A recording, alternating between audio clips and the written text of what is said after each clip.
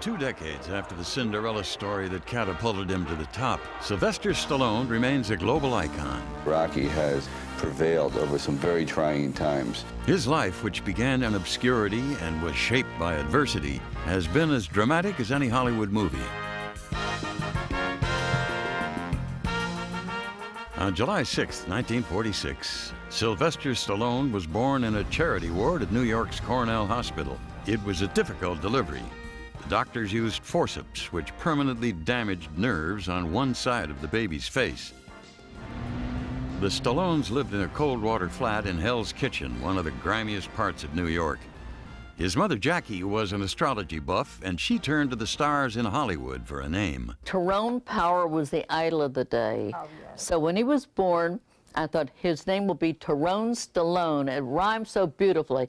And when they came in, I filled out the birth certificate, Tyrone Stallone. But his father, Frank, had other ideas. He wanted his firstborn to carry the name of his Sicilian grandfather. Without consulting Jackie, he changed the baby's birth certificate. And here's this long, dreadful name, Sylvester Gaudenzio Stallone. So I called the Board of Health up. I said, this is the wrong name. And I was furious. But Sylvester it was. It was an early warning of how different his parents could be. Frank was an Army veteran training for a civilian job as a hairdresser.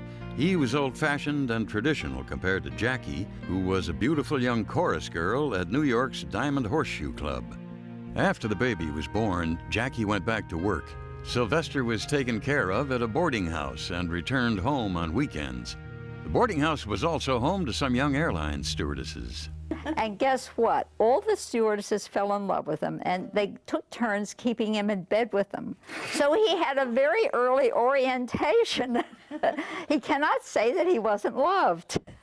Brother Frankie arrived when Sylvester was 4 years old, and the family moved to Silver Spring, Maryland, a comfortable suburb of Washington, D.C.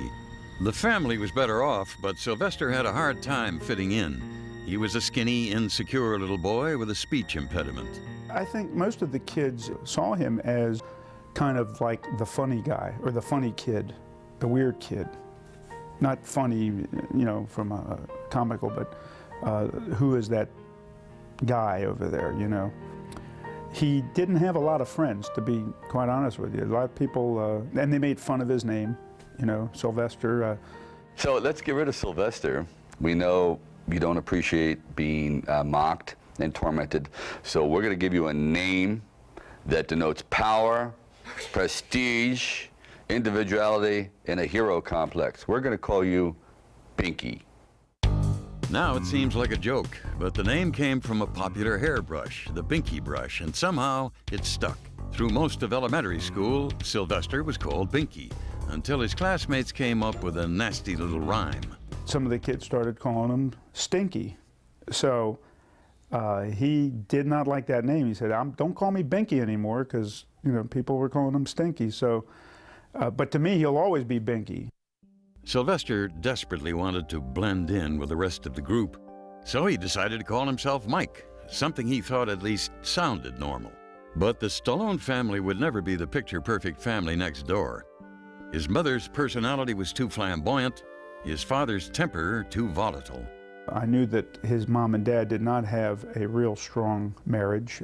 I was always being sent home early because of that. And Sly had a very tough upbringing. You know, he came from a home that there was a lot of turmoil going on in that house. Stallone looked for escape from that turmoil and found it in Superboy comic books. He lived inside his own vivid imagination, where good always triumphed over evil. He made a Superboy costume to wear under his school clothes and jumped off the roof to learn to fly. He used to love superheroes when he was growing up, and I remember he told me he jumped off like a 25-foot building and broke his collarbone when he was a little kid because he wanted to be a superhero. In 1958, his parents' difficult marriage ended in divorce. Puberty coincided with his search for a new role model, and Stallone found one who was larger than life. When I saw Steve Reeves take on the Roman army and lash those two chains around those columns and that extraordinary pull, it literally was a life-altering experience. The next day, I went to a junkyard and started lifting car parts, you know, not big ones like horns and wheels, okay? He made the decision to be like Steve Reeves. The vulnerable little boy who had been the target of taunts and ridicule would build layers of muscle like a protective suit of armor. His mother, Jackie, had opened a fitness studio, which she called Barbella's. She moved to Philadelphia after her divorce and shared custody of the boys with their father. And it seemed to me that he was a little scared of his father. I learned later that he was in fact afraid of him, and he was somewhat like Marlon Brando in The Godfather. I mean, he was a very soft-spoken gentleman, but he had that air about him that if you crossed this guy, you know, he could hurt you. Jackie married Tony Felitti, who owned a frozen pizza business. And soon the boys had a baby sister named Tony Ann. Sylvester was getting bigger and stronger, and the 4-year age difference with his brother became a problem. He'd pick him up and turn him upside down, put him in an umbrella stand, or else he would stick him in a clothes hamper or hang him in a clothes closet. And a lot of times he would take his sneakers off and tie the laces together. He'd throw them up on the telephone wires in such a way that he wouldn't be able to get them down. Stallone was becoming a juvenile delinquent. His grades were so bad he was not expected to have much of a future, much less a future as a screenwriter. He changed schools 14 times in 11 years, including a strict Maryland military school. As a last resort, his mother enrolled the 16-year-old in a boarding school for troubled boys, Devereaux Manor Hall. The special attention at that school turned his life around. At Devereaux, the muscular teenager began to excel in sports, and he also started to work with a speech therapist. It wasn't too long before his grades were improving, along with his self-confidence. Stallone earned a sports scholarship to the exclusive American College in Switzerland. Nestled in the Alps, it was a small campus of about 200. Never a serious student, Stallone's reputation was based on what he did outside of class. Well, it was a college, so we did a lot of drinking, but we were up in the Alps, so we were skiing, we were hiking, there was a lot of mountain climbing going on. The insecure boy named Binky had become Michael Stallone, big man on campus. He became the focus of even more attention as the lead in a college production of The Death of a Salesman. But I think that's where he first got the acting bug. He was very excited about what he was doing. He liked being in front of a lot of people, and he was very comfortable doing it. Stallone had discovered two of his lifelong passions, acting and athletics. He traveled a bit in Europe, surviving a brush with death on a remote Spanish mountaintop, but he was anxious to get on with his life. He returned to America as the anti-war movement was heating up. With a student deferment from the draft, Stallone enrolled at the University of Miami in 1967. Still nursing an acting bug, he signed up for dramatic improvisation. He became the hunchback, drooling, snorting, bruising, bumping into people, wild. The other people actually cleared away, and I'm watching them thinking, this guy's nuts, he's out of his mind, I love him. The two friends shared a love of writing, and they held marathon story writing competitions with each other for up to 48 hours at a time.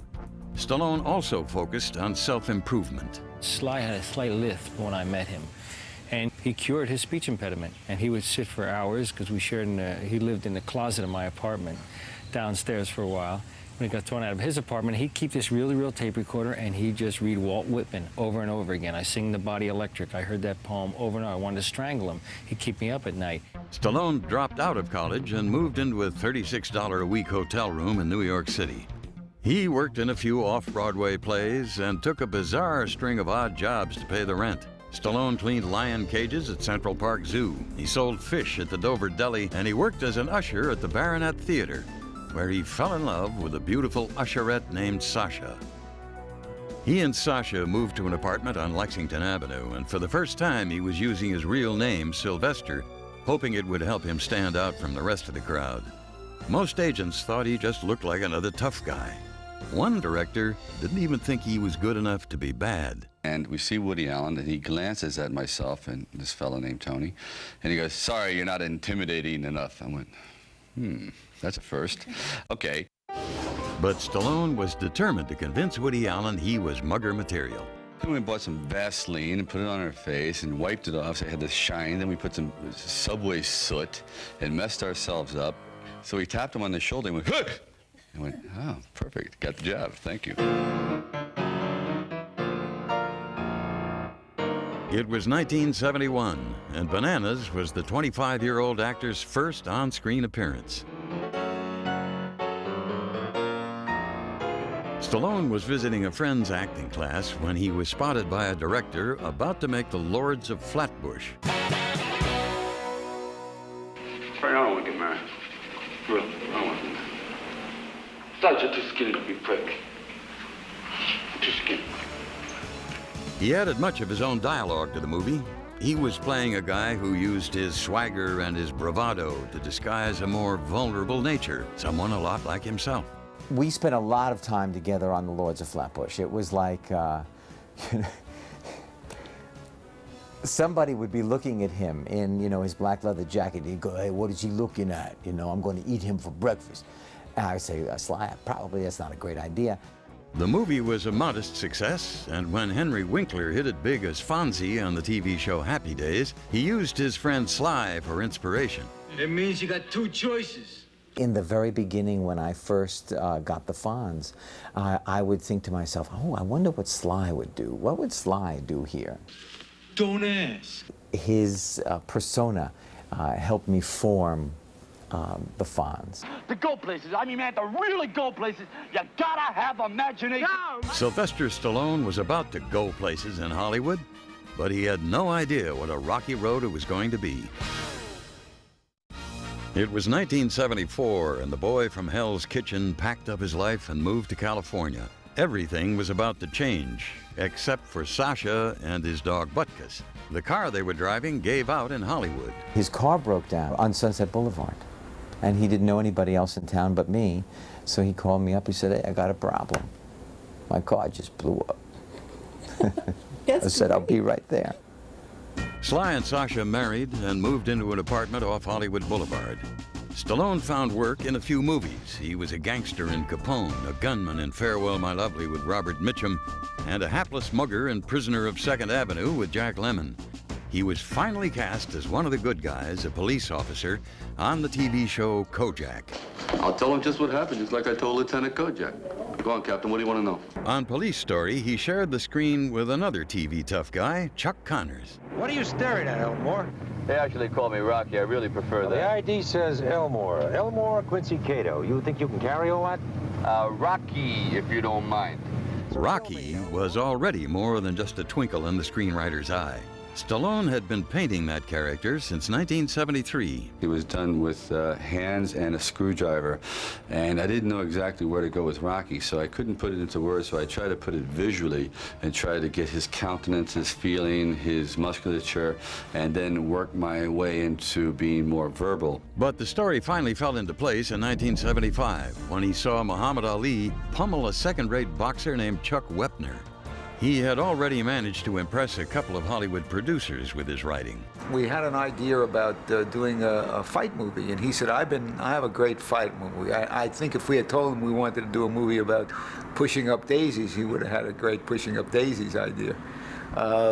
Because he was pretty hungry in those days. He didn't have any money, and he lived in a small flat. It was tough on him. He offered to write the story for free if he were given the starring role. It was an audacious proposal for an out-of-work actor, but the producers agreed. He worked around the clock at his Hollywood apartment to write the classic story of a Cinderella in sweatpants. 3.5 days later, he emerged with a script that the producers loved. The financier, on the other hand, said they wanted us to get Burt Reynolds or Ryan O'Neal. They were kind of the two hot guys at the moment. And they said they would make the film, but not with Stallone. And I said, no. We said, wait a minute, that's not our understanding. We've got to make it with him.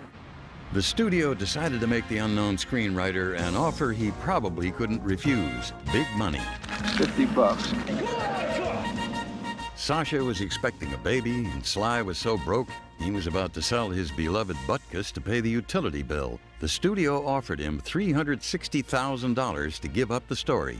Sly and Sasha turned down the money, essentially risking their family's future on a movie. Butkus! Hey, Butkus, give it a kiss. To keep you company when you run. Oh, Ironically, it would take an underdog's mentality to make a movie about Rocky, the ultimate underdog. Even their own crew was treating the cast like they were second-rate. Some of the various crew members on that set, they were kind of, maybe embarrassed. You know, who the hell, who are these people they were working with? And during a take, or people are putting something away, or they're talking about other things, you know.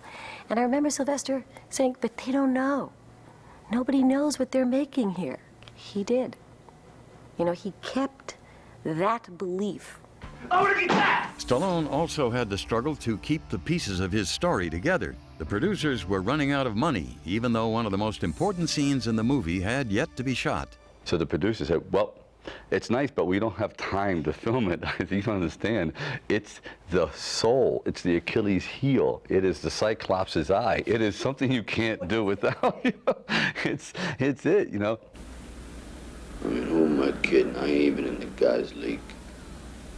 And he said, well, we just don't have any time. And now I'm so nervous. And I said, please, you gotta give me, you gotta let me have this one shot. He goes, okay, one take. And now my nerves are frayed. I'm on the line, and the character is supposed to be worn out and tired. Because I was nobody before. Don't say that. Oh, come on, Adrian, it's true. I was nobody. And I had like a pint of Boone's Farm wine that's like 89 cents, and it comes with Band-Aids because your liver is going to explode. You know what I mean? It comes with a doctor's address on the side. And I drank this and went, oh, okay, now I understand punchy. I'm right back into it. I'm dizzy. I'm feeling down and disoriented. So I went in, one take. You just can't do it. See, that bell rings and I'm still standing.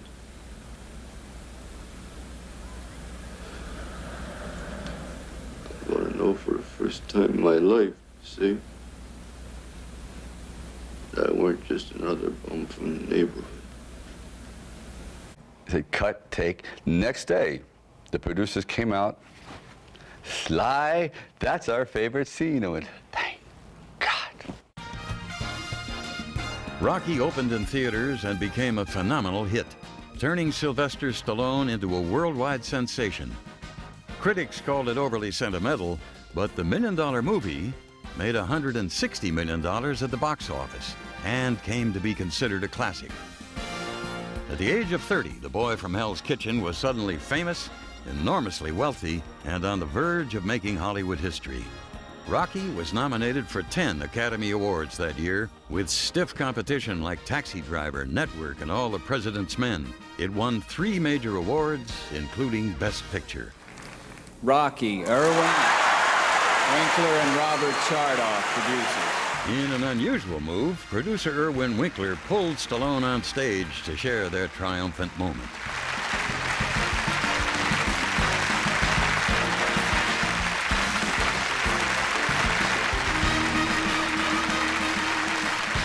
And to all the Rockies in the world, I love you. Thank you. Backstage, Stallone was flippant and ecstatic. Sylvester, a great number of fans have asked me to ask you, if I met you, how you pronounce your last name. They say Stallone, Stallone, and Stallion. Which one do you prefer? Schwartz. Stallone. What do you call yourself, Stallone? Stallone. With a heavyweight movie under his belt, Sylvester Binky Stallone was a Hollywood contender. He knew he could overcome failure, but he had yet to learn whether he could manage what success had in store.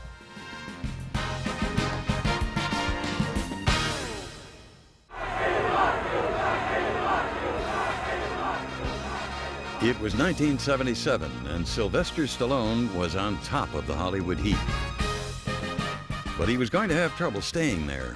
Overwhelming fame made him overconfident. Suddenly, he was in demand everywhere, and his family life began to suffer. Soon after Rocky won the Oscar for Best Picture, Sly stepped up to bat as a union leader in the movie Fist. The movie was about the rise and fall of a labor leader who became powerful and corrupt by linking organized labor with organized crime. Sly beefed up for the part, and the makeup department tried to make him age 30 years. All joint contempt! All this hearing contempt! All my lotto in contempt and all my stuff in contempt! Critical opinion was divided. The Hollywood trade press said Stallone was strong and dynamic. But the movie was also called big, bold, and botched. If it was a sophomore curse, Sly barely had time to notice.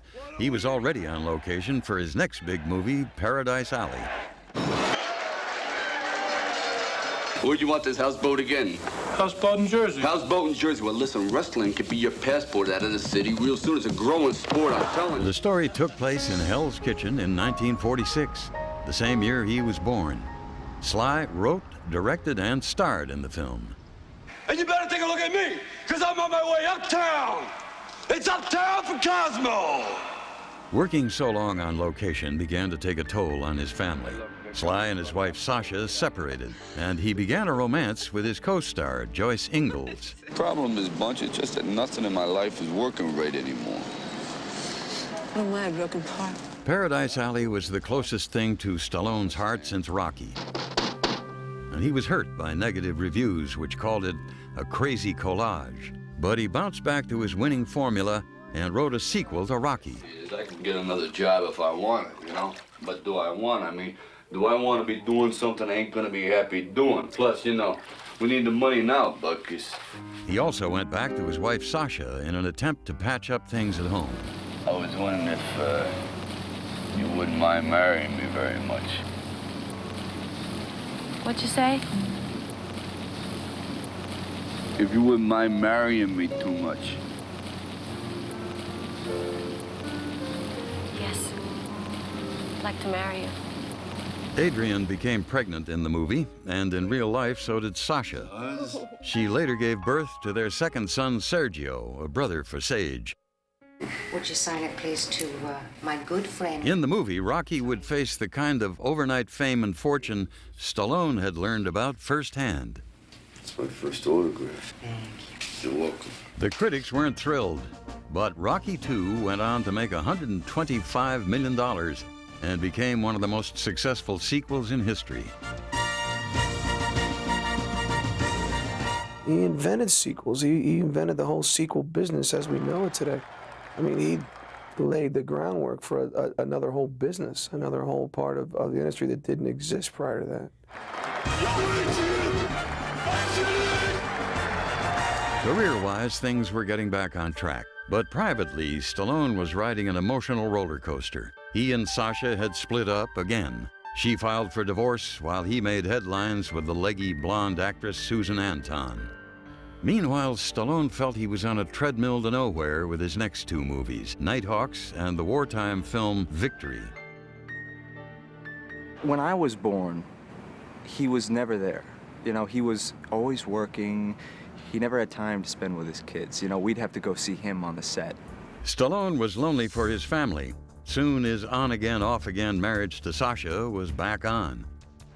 His appearance began to change. Stallone sculpted his body and underwent minor surgery to improve his drooping eye.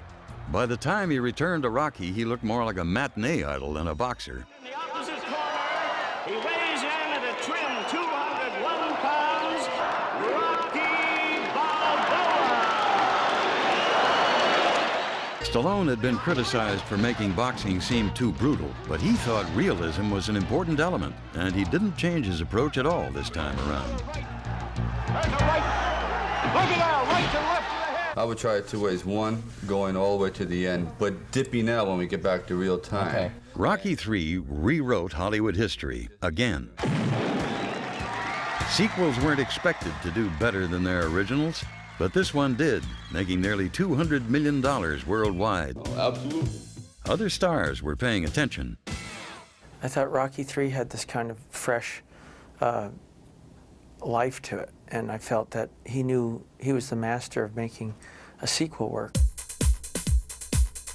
John Travolta chose Stallone to write and direct his sequel to the disco classic Saturday Night Fever called Staying Alive. Sly added his usual touch by writing about things he had experienced firsthand, like having once been so broke he had to wash his clothes while showering. Sly put so much of himself into the script, he finally put himself into the movie. Yeah, I mean, it's a very popular thing, and I remember the audiences going nuts over it when we bumped into each other. That was his idea. The audience loved it. They screamed when he was on. The premiere for Staying Alive was a fundraiser for autistic research. It was one of the early public acknowledgments of a devastating personal tragedy. Stallone's 3-year-old son, Sergio, had been diagnosed as autistic. Well, when you find out your son is pretty much impaired for life and it comes out suddenly, there was, again, a sense of helplessness and then great wrath, anger, whatever you want to call it. I felt betrayed by God. And we all say, well, it's you know, God's will, and this is the way it should be, and we become stronger from it. I don't believe that. I think you become weaker from it. I think your life is shattered, and I don't understand what the lesson is. Eventually, the Stallones' 11-year marriage collapsed under the strain, and they finally decided to divorce. Sasha received child support and a $32 million settlement. Sly was already reaching out for the most controversial and most violent character of his career. Action. Just these first 3 or 4 rounds. This is a dummy, right? Yeah. That makes 2 of us. In the 1980s, Sylvester Stallone invented himself as an action hero for the first time with 3 Rambo films. John Rambo was a barrel-chested superhero in army boots. Look at me, I'm scarred up and beat up, I've had collisions. Who survived countless enemies and even managed to outwit sophisticated weaponry. We have 4 Russian MiG jets that will come whipping through this valley.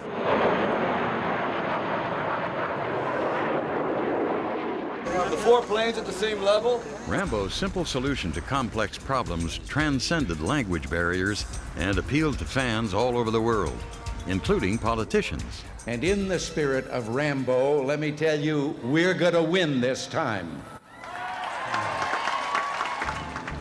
But the Rambo reaction was not entirely positive. The late peace activist Jerry Rubin was one of those who picketed theaters in the 80s.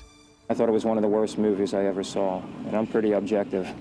And I really can't even think of one bit of redeeming social value in the movie. For people to think that it really is meant to be an honest evaluation of solutions to problems in the world today is a little ridiculous. No, if we can get back to, he says, isn't the war finally over for you for today? In 1982, First Blood was Stallone's first blockbuster hit apart from Rocky. Ironically, when the star saw an early rough cut of the film, he thought he had made a terrible mistake. It was horrifying, and it was so dark that at times I wanted to go up and feel the screen if we were there. I mean, I know there's movement, I hear it, but I can't see it. It was that dark. It was a rainforest. So afterwards, I turned to Ron Meyer, my agent. Don't push it. He was almost on the floor, and he goes, do you want to throw up first, or should I do it? And I said, it's pretty bad. He goes, it's horrible. After that initial panic, the movie was turned into a winner. Let me come in and get you the hell out of there. They drew First Blood, not me. Stallone made $3.5 million for First Blood, but the 2 Rambo sequels brought him more than 10 times that amount. Thanks for including me. $36 million. Most stars are lucky to create one movie hero. Stallone was now linked with 2 indelible icons.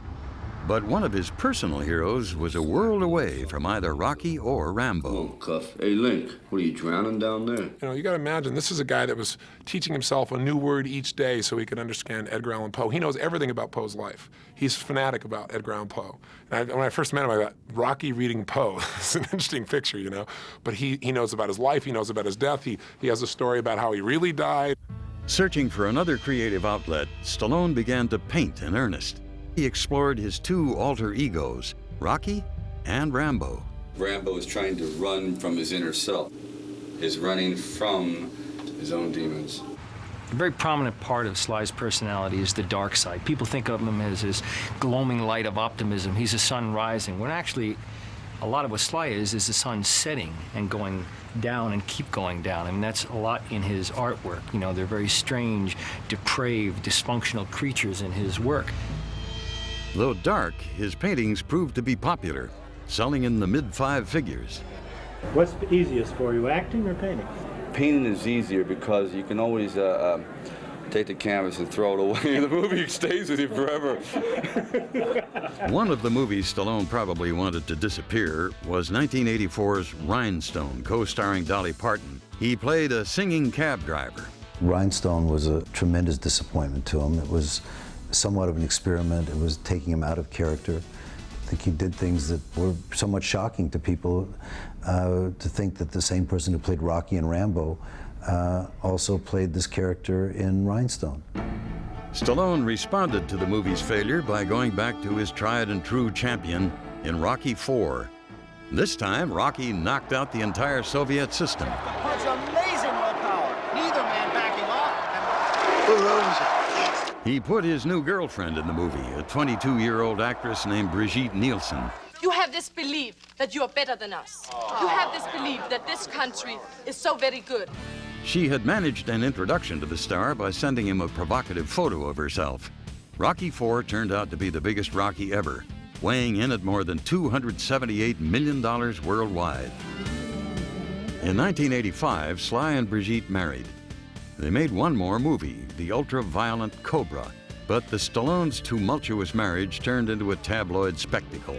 Rumors were circulating about her infidelity with partners of both sexes. Though both Brigitte and Sly denied the rumors, he filed for divorce in less than 2 years.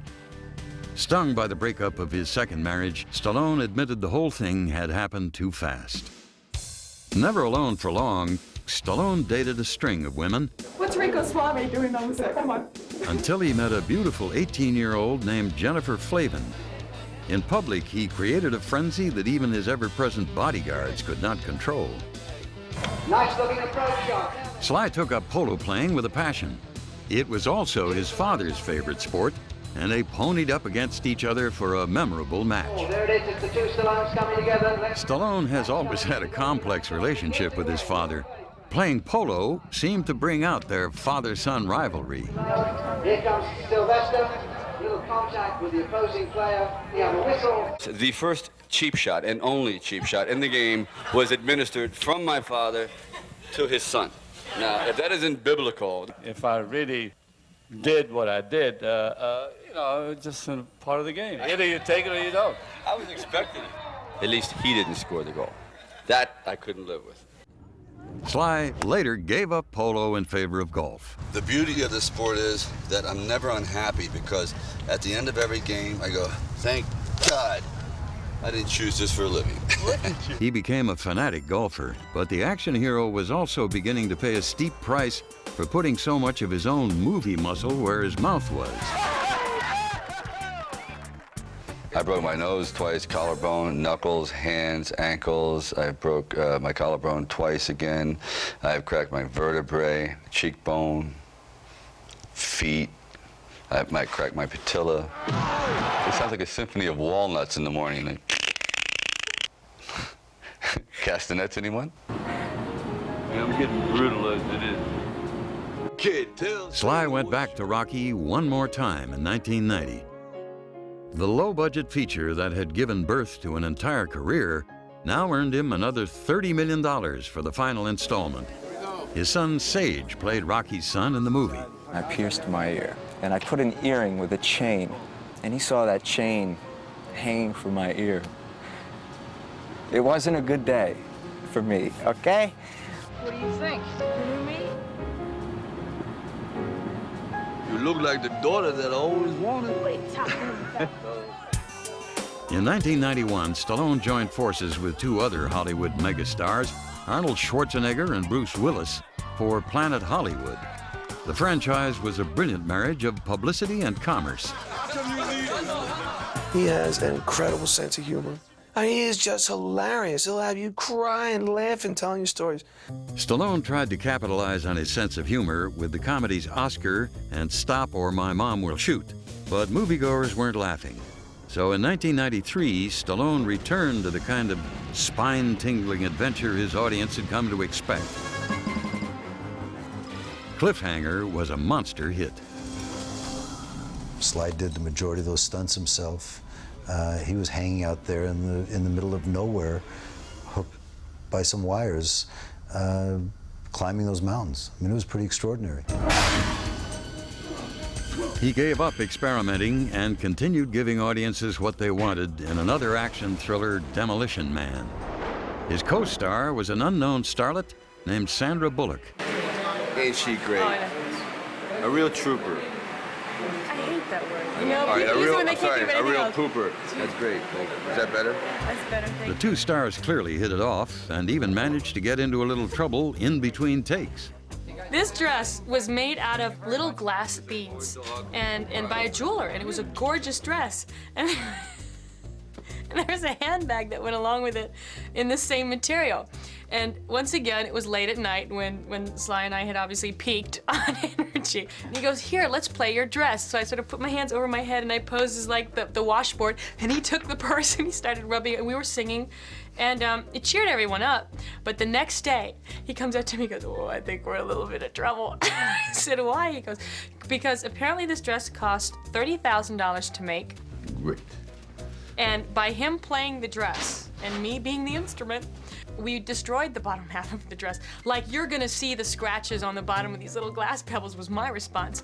He added another $12 million to his bank account in The Specialist with Sharon Stone. The reason I signed up on this tour of duty, actually. But his love life was unraveling. When another woman claimed he had fathered her child, Stallone broke up with Jennifer and decided to support the baby. By the time the dust had settled and a blood test proved that Stallone was not the baby's real father, Jennifer had returned to her modeling career. Judge Dredd was dead on arrival in theaters. But he was already busy at work on Assassins with Antonio Banderas. Sly knew he would never completely escape action roles. He took on Daylight, another physically demanding role. Yeah, I think he's been typecast somewhat, but I'm not sure that's the worst thing that's ever happened. You know, I think he is a true action hero. In 1996, Stallone was a global superstar.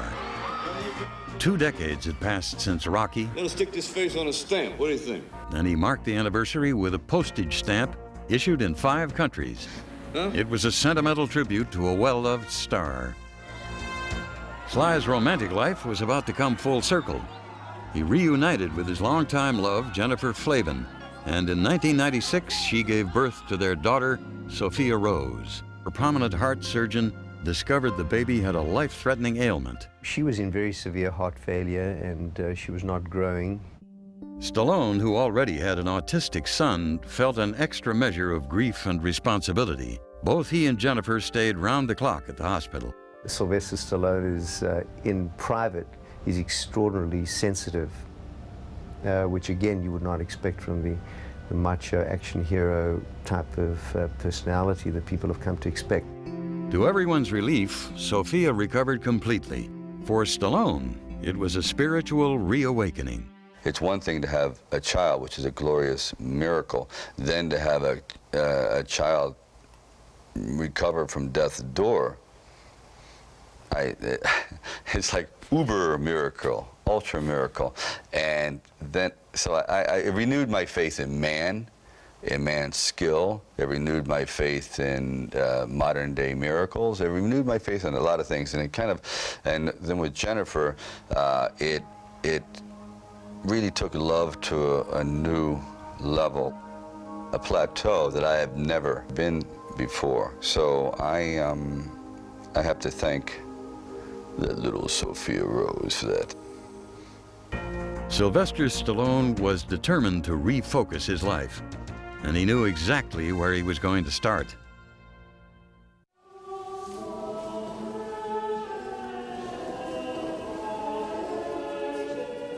Sylvester, will you love her, comfort her, By the spring of 1997, Sylvester Stallone had been at the top of his profession for 20 years. And now he was ready to mark another milestone. He and Jennifer Flavin married. I will. Jennifer, you've taken Sylvester to be your husband. Will you love him? To ensure privacy, Stallone wanted a secret and spontaneous wedding.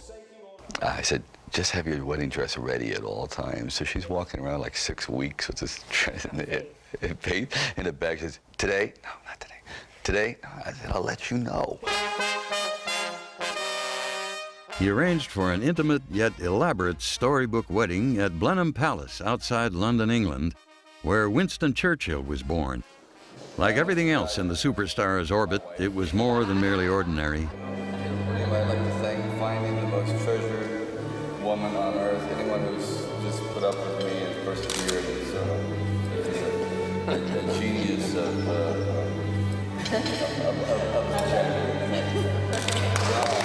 Professionally, Stallone was about to set off in another direction.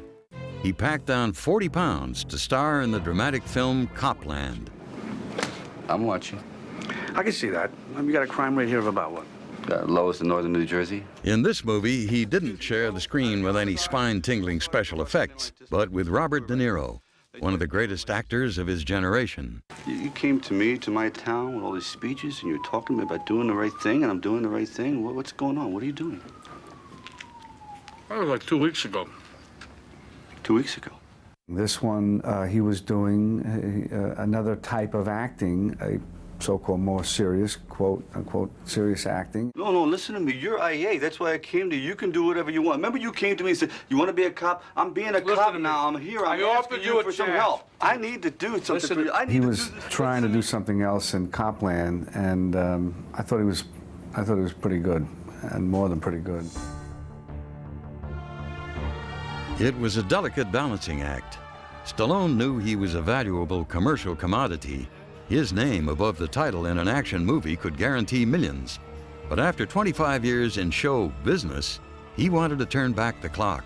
In the best of worlds would be to do the things that are expected, and then to do something that is knowingly going to meet with a little skepticism, but it's not a financial risk of sorts, and you're not putting anyone else on the limb. You're not insisting on doing something that is going to cause the studio embarrassment and any kind of financial loss. So to go from big, small, big, small, big, small, that would be the ultimate, and that's what I'm trying to accomplish. I mean, Sylvester does those kind of movies.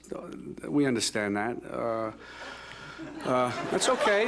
No, it's okay. He was beginning to show a refreshing sense of humility and self-effacing humor. Seemingly, he was a man who had everything: wealth, love, and a second chance at fatherhood. Stallone is unable to travel anywhere in the world without being recognized. He has achieved a longevity and a popularity that few stars will ever match. I thought, okay, we'll go in, say hello to the people, whatever. My God, but I didn't expect that. The challenge now will be to maintain his commercial viability while striving to achieve what he expects of himself. Wouldn't it be great to be without secrets at the end of one's life? To be secretless. There is no mystery. You've done it, you've conquered it, you've seen it, and you can go to your grave saying, next.